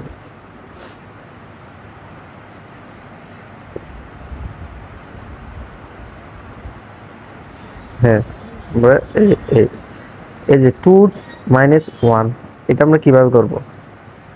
হ্যাঁ, এখানে আমরা এই জিনিসটা করব কিভাবে দেখো, এই যে মাইনাস চিহ্ন আছে, এই যে -1 চিহ্নটা আছে, এটার জন্য আমরা এভাবে 1/2 দিয়ে দেব। হ্যাঁ, এবার 2 এর উপর কত আছে 1, এই 2 এর উপর এভাবে 1 দিয়ে দিব। আমরা কি বুঝতে পারছি, এখানে এই যে মাইনাস দেওয়া আছে, এখানে কি দেওয়া আছে, এই যে -1 এবার দেওয়া আছে, এই যে -1টা দেওয়া আছে, এটার জন্য আমাদেরকে 1/2 দিতে হবে। দেওয়ার পরে 2 এর উপর কি আছে, 2 এর উপর আমাদের 1 আছে, 1 দিতে হবে। এখন যদি এখানে 1 না থাকে, যদি 2 থাকতো, এই যে মাইনাসের জন্য 1/2 হবে, মানে মূলত এখানে এটা ভাঙবো কিভাবে, 2 তো 2 এর উপর -2 দেওয়া আছে, এই যে মাইনাস চিহ্নটা দেওয়া আছে, এটার জন্য আমাদেরকে 1/2 দিতে হবে। এরপর 2 এর উপর কি আছে, বর্গ আছে, তা বর্গ চিহ্নটা দিয়ে দিব। এখন যদি এখানে 3 থাকতো তখন কেমন করতাম, এখানে যদি 3 থাকতো তাহলে আমরা কি করতাম, জাস্ট এখানে চেঞ্জ করে 3 বসাই দিব। মানে মাইনাস চিহ্নের জন্য, এই যে আমরা একটু ভালো করে দেখাই, এই যে মাইনাস চিহ্নের জন্য 1/, এই জিনিসটা আসছে। হ্যাঁ, 1/, জিনিসটা মাইনাস চিহ্নের জন্য আসছে, আর বাকিটা কি 2 এর উপর যেহেতু কিউব আছে তাই কিউব দিয়ে দিব, ঠিক আছে। তাহলে আমরা এইভাবে করে মূলত মাইনাসের গেটটা ভাঙবো। এখানে আমরা এই জিনিসটা একটু লক্ষ্য করি, এখানে কিন্তু 0 আছে, তো 0 থাকলে 0 দিয়ে যা গুণ করবো 0ই হবে। হ্যাঁ, এটা তো আমরা জানি, তাই 0 দিলাম। এরপরে 1 ইন্টু কি হবে, এই 1/2², 1/2²।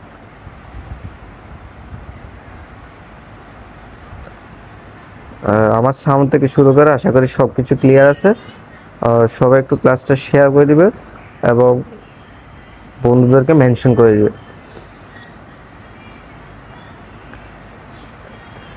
এখন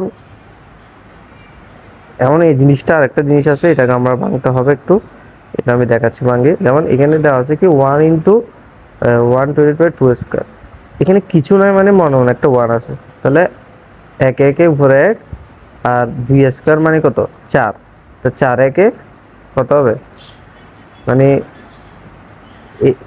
এইটা মানে কত 4, তো 4 কে 1 দিয়ে গুণ করো, কত হবে 4, তাহলে 1/4। এই ব্যাপারটা কি করতেছে 1/4, আর 1/4 মানে আমরা জানি কত, 0 কত 25, ঠিক আছে। 1/4 মানে 0.25, তাহলে এখানে হবে কত, আচ্ছা এখানে এটা এইভাবে দিব, দেওয়ার পরে এর পরের লাইনটা কি হবে, এর পরের লাইনটা আমরা এখান থেকে দেখব। আচ্ছা আমরা এর পরের লাইনটা ঠিক উপরে করব আর কি, হ্যাঁ যেহেতু নিচে জায়গা হচ্ছে না, এই উপরে করব। আচ্ছা এখানে যে এইটা আগে করি, হ্যাঁ এই জিনিসটা 16 কে কত হবে 16 প্লাস 0, 0 তো 0ই থাকবে, হ্যাঁ আর 4 একে কত 4, তারপর 0 0 1 1 1, হ্যাঁ তারপর 0, তারপর কত, হ্যাঁ তারপর আমরা কি দেখতে পাচ্ছি, তারপর 0 পর্যন্ত গেছি। এটা কি হবে, এটা আমরা জানি 0.25 হবে। তাহলে আমরা এতটুকু পর্যন্ত বুঝতে পারছি। তাহলে এখন আমরা সবগুলো যোগ করব, সবগুলো যোগ করলে কত হয়,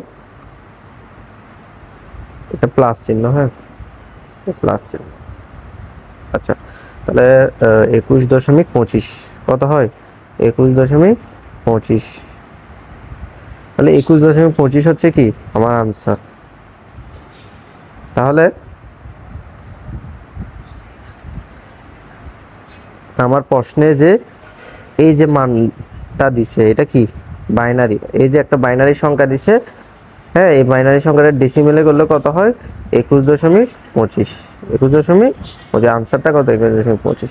তো উদাহরণ একটা আশা করি আমরা ভালোভাবে বুঝছি। আমাদেরকে সূচকের মানটা কিভাবে দিতে হবে এটা আমরা আশা করি বুঝছি। এটা দশমিক, তো দশমিকের ইমিডিয়েট আগে 0, তারপর 1, মানে এক এক করে বৃদ্ধি পাবে, হ্যাঁ আমি একটু এটা দেখাই, 1, তারপর 2, তারপর 3, এভাবে করে ডট ডট ডট এক এক করে বৃদ্ধি পাবে। আর দশমিকের ইমিডিয়েট পরে হবে -1, আবার এক এক করে বৃদ্ধি পাবে -2, -3। আমরা কিন্তু এভাবে সূচকের অঙ্কগুলো করছিলাম আগে, এভাবে করে আমরা মূলত সূচকের মানগুলো দিয়ে দেব। এখানে কিন্তু রূপান্তরের 1 নম্বর পদ্ধতি মানে ভাগ গুণ পদ্ধতি এবং গুণযোগ পদ্ধতি, এই দুইটা পদ্ধতি কিন্তু ভিন্ন ভিন্ন। আমরা একটু ওয়েট করব, সবাই একটু আজকে ক্লাসটা শেয়ার করে দিব এবং বেশি বেশি করে মেনশন করে দিব, কারণ আজকে ক্লাস থেকে আমরা 10 থেকে 12 নাম্বার আইসিডি ইজিলি কি করতে পারবো, ক্যাচ করতে পারবো অথবা অর্জন করতে পারবো। আমরা মানে কি 10 থেকে 12 নাম্বার ইজিলি পেতে পারবো আজকে ক্লাসটি করলে। আজকে ক্লাসটা খুবই গুরুত্বপূর্ণ, সবাই একটু ক্লাসটা শেয়ার করে দেব এবং বন্ধুদেরকে মেনশন করে দেব। এখন আমরা আরেকটা উদাহরণ শিখব, মানে কি সংখ্যা পদ্ধতি রূপান্তরের দ্বিতীয় পদ্ধতির উপর আরেকটা উদাহরণ অঙ্ক সলভ করব। এটাও কি আদার্স টু ডেসিমাল।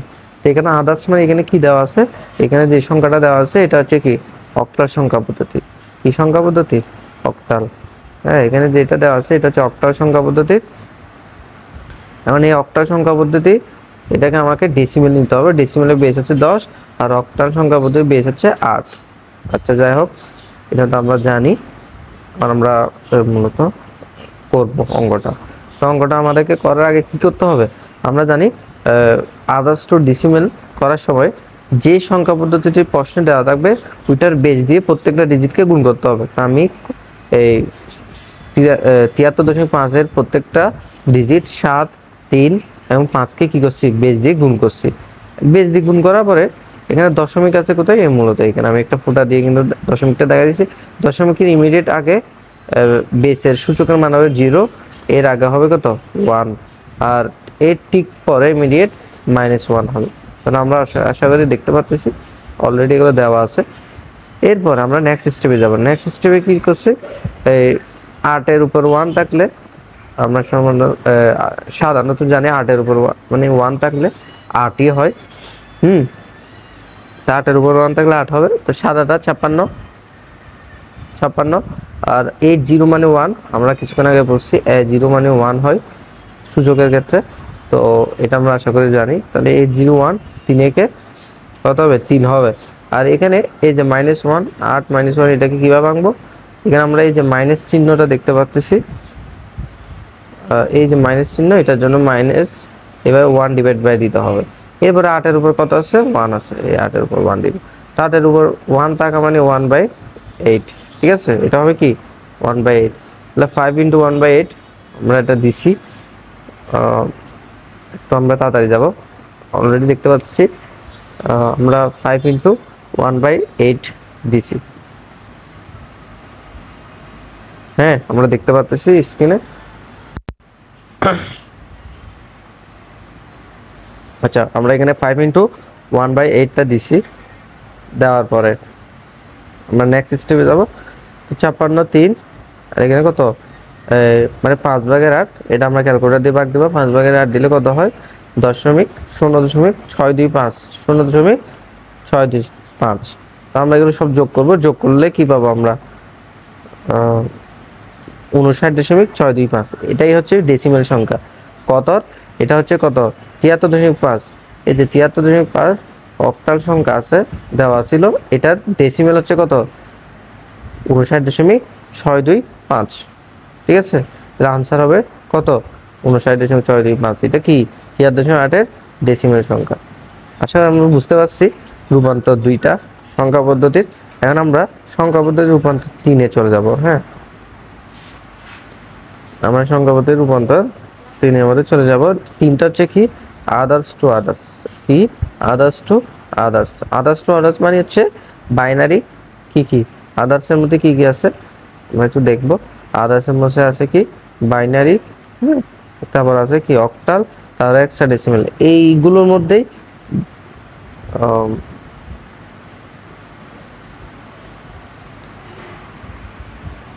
আমরা দুঃখিত, একটু হ্যাঁ, এই যে এইগুলোর মধ্যে কি হবে, রূপান্তর হবে।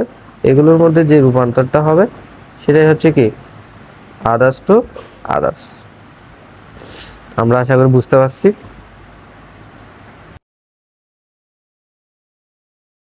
ক্লিয়ার আছে?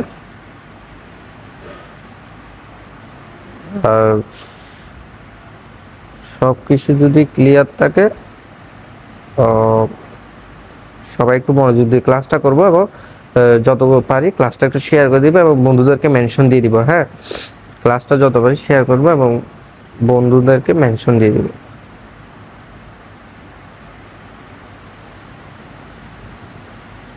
এখন রূপান্তর 3টা 2 ধাপে হয়। হ্যাঁ, মানে রূপান্তর 3, এটার মধ্যে 2টা পদ্ধতি আছে। এই যে রূপান্তর 3 নিয়ে আমরা আলোচনা করব। এই যে রূপান্তর 3, এটা 2টা পদ্ধতি আছে, একটা হচ্ছে 3 বিট, একটা 4 বিট। একটা হচ্ছে 3 বিট পদ্ধতি, একটা হচ্ছে 4 বিট পদ্ধতি। এখন 3 বিট আর 4 বিটটা কি, আমরা এটা নিয়ে এখন আলোচনা করব।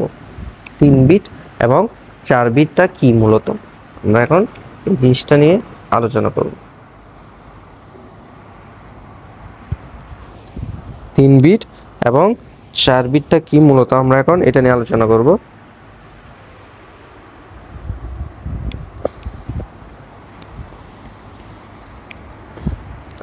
আশা করি এখন সবকিছু ক্লিয়ার আছে।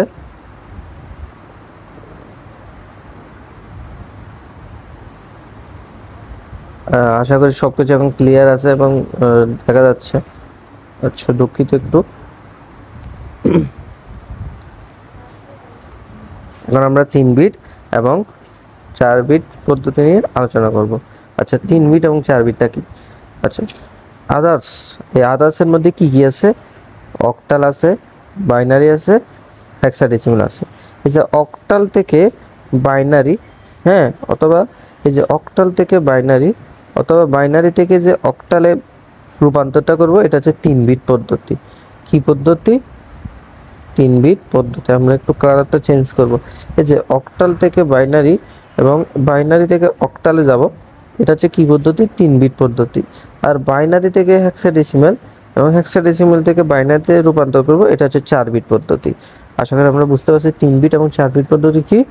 এখন আমরা সমাধান যদি করলে, উদাহরণের মাধ্যমে সমাধান করে দেখালে, তখন আমরা আরো ক্লিয়ার হব।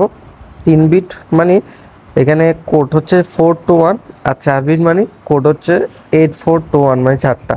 এটা কিন্তু আমাদের মুখস্থ রাখতে হবে। 3 বিটের ক্ষেত্রে 4 to 1, 4 বিটের ক্ষেত্রে 8 4 to 1, 8 4 to 1, 4 বিটের ক্ষেত্রে, 3 বিটের ক্ষেত্রে 4 to 1।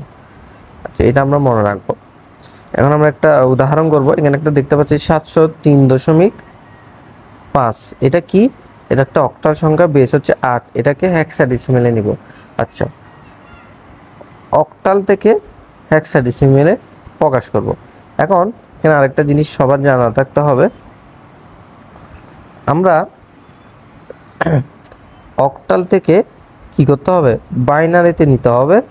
হ্যাঁ, বাইনারিতে নেওয়ার পদ্ধতি হচ্ছে 3 বিট পদ্ধতি, আর বাইনারি থেকে হেক্সাডেসিমেলে দেওয়ার পদ্ধতি হচ্ছে 4 বিট। তার মানে অক্টাল থেকে বাইনারিতে সরাসরি কি করা যায় না, যাওয়া যায় না। তাহলে অক্টাল থেকে, সরি বাইনারি বলতে হেক্সাডেসিমেলে, অক্টাল থেকে হেক্সাডেসিমেলে সরাসরি যাওয়া যায় না, সরাসরি যাওয়া যায় না। এখানে আমাকে প্রথমে অক্টাল থেকে বাইনারিতে যেতে হবে, তারপর বাইনারি থেকে হেক্সাডেসিমেলে যেতে হবে। আমি সরাসরি যেতে পারবো না, ঠিক আছে? এই জিনিসটা মনে রাখতে হবে। ঠিক তেমনিভাবে হেক্সাডেসিমেল থেকে অক্টালে সরাসরি আসা যাবে না, প্রথমে বাইনারি, তারপর কিসে, অক্টালে যেতে হবে।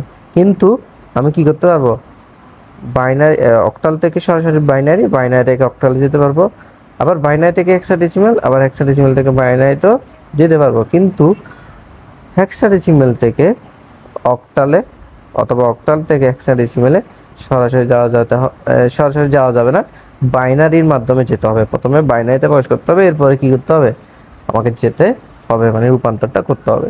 আচ্ছা, এখানে যে 703.5, এটাকে আমরা হেক্সাডেসিমেলে নেওয়ার মাধ্যমে 3 বিট এবং 4 বিট উভয় কি শিখে ফেলতে পারবো, উভয় পদ্ধতিটা শিখতে পারবো। মানে এক দিলে আমরা 2 পাখি মারবো। হ্যাঁ, এক দিলে 2 পাখি যেটা বলে আর কি, যে একটা ম্যাথের মাধ্যমে আমরা 3 বিট এবং 4 বিট উভয় পদ্ধতি শিখে ফেলতে পারবো। এখন আচ্ছা, 703.5, এটাকে প্রথমে এভাবে প্রত্যেকটা ডিজিটকে আলাদাভাবে লিখে ফেলবো, 703.5। হ্যাঁ, এবার লিখার পরে পাশে একটা এবার চক করব। আচ্ছা, এটা এখন দেওয়া আছে কিসে, অক্টালে। অক্টাল থেকে আমাকে বাইনারিতে নিতে হবে, আর বাইনারিতে নিতে হলে 3 বিট পদ্ধতি। কি পদ্ধতি? 3 বিট পদ্ধতি।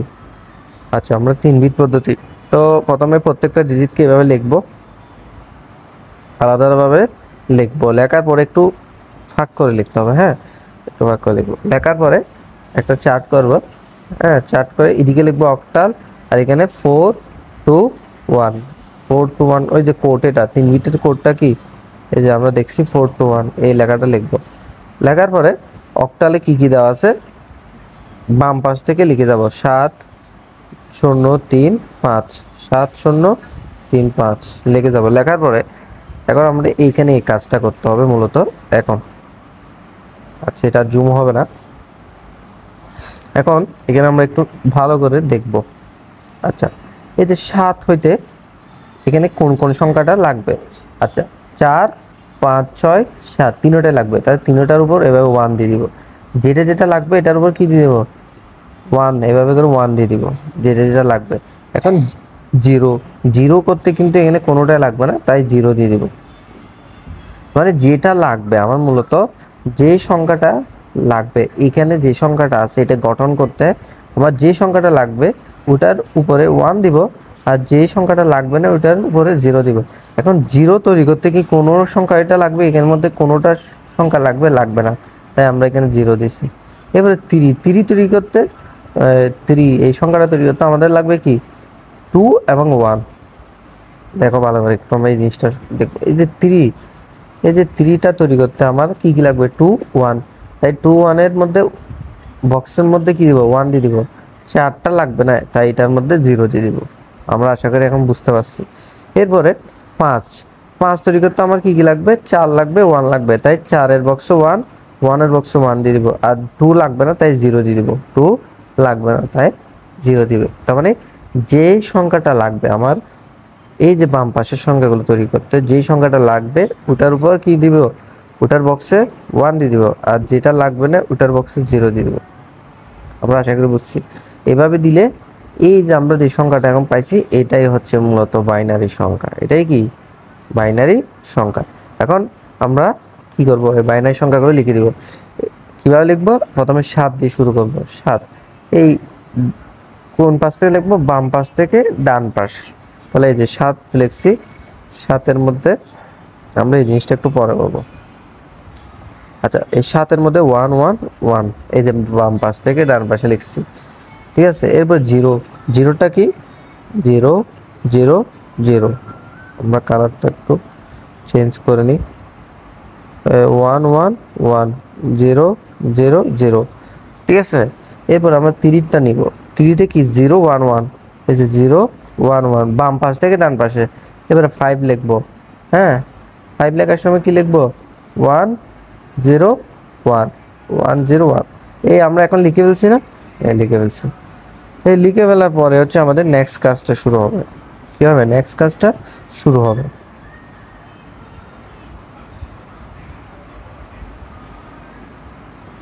এখন আমরা একটু ওয়েট করব।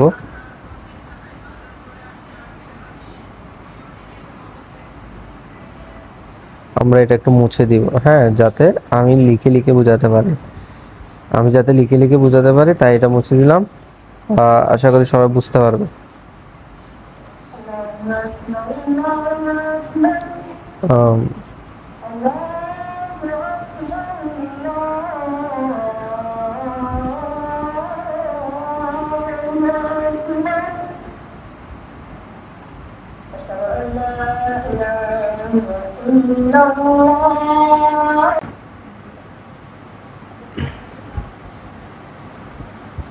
আচ্ছা, তো আমরা যাদুঘরে ছিলাম আর কি, হ্যাঁ। আমরা লিখবো কি কি, আমরা লেখাটা আমরা লিখবো 1 1 1 0 0 0, তারপর হচ্ছে 0 1 1 দশমিক 1 0 1। এখন আমরা এই যে দশমিক লেখাটা আছে, এই যে দশমিক দেখতে পাচ্ছি আমরা, কিন্তু স্ক্রিনে এই যে দশমিক লিখতে পারতেছি, এইখান থেকে আমরা মূলত শুরু করব। তো দশমিকের এখান থেকে শুরু করে আমরা 4টা করে ডিজিট নিব। কয়টা, 4টা, এভাবে 4টা, এই 4টা, ঠিক আছে। কেন 4টা নিব, আমরা এখানে একটু প্রশ্ন দেখব। আমাদেরকে প্রশ্ন বলছে কি, এটা অক্টালে দেওয়া আছে, হেক্সাডেসিমালে নেওয়ার জন্য। আচ্ছা, অক্টাল থেকে এখন প্রথমে আমরা বাইনারিতে নিছি, এই যে অক্টাল থেকে বাইনারিতে নিছি। বাইনারি মান কোনটা, এই যে এই জিনিসটা হচ্ছে বাইনারি, এই জিনিসটা কি বাইনারি। তাহলে আমরা অক্টাল থেকে বাইনারি নিছি। এখন বাইনারি থেকে হেক্সাডেসিমাল নেওয়ার জন্য আমাদের কয় বিট লাগবে, 4 বিট। কয় বিট লাগবে, 4 বিট। এই জন্য আমরা 4টা করে কি নিব, ডিজিট নেব। আচ্ছা, এখন এইখান থেকে তো আর তো নাই, 4টা কেমনে নিব। আচ্ছা, এখন আমরা এই দিক থেকে দিব, দশমিকের পর থেকে এই 4টা নিলাম। এখন এখানে 4টা কি হয়েছে, হয় না, এখানে কয়টা হয়েছে, 3টা হয়েছে। তাহলে আর একটা 0 দিয়ে দেবো, এখন 4টা হয়ে গেছে। এখানেও কি একটা আছে, আরো 3টা লাগবে, এখানে 3টা কি দিব, 0 দিয়ে দিব। এই এখন 4টা হয়ে গেছে। তাহলে এখন প্রত্যেকটা এখানে 4টা করে গিয়ে গেছে, ডিজিট হয়ে গেছে। এখন আমরা আরেকটা বক্স করব। এখন আমরা আরেকটা বক্স করে এখানে কি করব, প্রথম লিখবো এখানে ওই যে 4 বিটের কোডটা লিখে ফেলবো। কি করব, 4 বিটের কোডটা লিখে ফেলবো, 8421 8421, এই যে কোড, এটা লিখে ফেলবো। আর এদিকে লিখবো হেক্সাডেসিমাল, ঠিক আছে। এখন এখানে এই যে কোডগুলো বসাই দিব। প্রথমে এইটা বসাবো, 3টা 0 1, এই যে বসাই দিছি। তারপর 1 1 0 0, এই যে বসাই দিছি। তারপর 0 0 1 1, এই বসাই দিছি। 1 0 1 0, এই বসাই দিছি। এখন আমরা এখানে হিসাব করব, যেখানে যেখানে 1 আছে ওই সংখ্যাটা হিসাব করব। আচ্ছা, এখানে 1 এর উপর 1 আছে, তাহলে মান কত হবে, 1। এটা তো আমরা বুঝতে পারতেছি, হ্যাঁ। তারপর এরপরে নেক্সট, এখানে 8 এর উপর 1 আছে, 4 এর উপরও 1 আছে, তাহলে 8 আর 4 কত হয়, 12। কিন্তু এখন আমাকে মনে রাখতে হবে, হেক্সাডেসিমেলে 12 নামে কোনো সংখ্যা নাই। আমরা জানি হেক্সাডেসিমেলে 0 থেকে 9, এরপরে 10 থেকে হচ্ছে কি ABCD। আমরা জানি হেক্সাডেসিমেলে A এর মান 10। আমরা যখন বেসিক ক্লাস কালকে করছিলাম তখন বলছিলাম B এর মান 11, C এর মান 12। তাহলে 12 হচ্ছে কি C, 12 নামে কোনো সংখ্যা হেক্সাডেসিমেলে নাই। তাহলে এখানে লিখতে হবে কি, 12 সমান C। এই যে আমরা লিখছি 12 সমান C। লেখার পরে আমরা এরপরটা হিসাব করবো 0 0 1 1। তাহলে এখানে কি আছে, 2 এবং 1-এর পরে 1 আছে, তো 2 1-এ কত হয় 3, এই 3 লিখে দিছি। এরপরে 8 এবং 2 এর উপর আছে, 8 এ 2 এ 10, তো 10 মানে কি আমরা কিছুক্ষণ আগে বলছি 10 মানে হচ্ছে কত এ, এই 10 মানে এ লিখে দেব। তাহলে আমরা এখানে পাচ্ছি যে জিনিসটা পাচ্ছি ওইটা কি করব, এবার নিচে নিচে লিখে দেব। এই যে প্রথম যেটা আছে 3টা 0 1, এটার মান কত পাইছি হেক্সাডেসিমাল 1, এই যে 3টা 0 1 এটার মান 1 লিখছি। লেখার পরে এই যে আমরা এখানে A1 লিখছি। এরপর হচ্ছে 1100, এটা হচ্ছে CA লিখছি। এরপর হচ্ছে 0011, এটা হচ্ছে 3 লিখছি। 1010, এটা হচ্ছে A লিখছি। আবার এটা কি করব, সাজিয়ে লিখবো। সাজিয়ে লিখলে কি হয়, সাজিয়ে লিখলে হয় 1C3.1। তাহলে 1C3.1 এটাই হচ্ছে কি এই 703.5 অক্টাল সংখ্যা যেটা দেওয়া ছিল প্রশ্নে, এটার কি হেক্সাডেসিমাল সংখ্যা হচ্ছে 1C3.2। এটাই হচ্ছে আমাদের আনসার। তাহলে আমরা আশা করি আজকে রূপান্তর চিহ্নটা বুঝতে পারছি কিভাবে করতে হবে। হ্যাঁ, আমরা রূপান্তর চিহ্নটা আশা করি বুঝতে পারছি।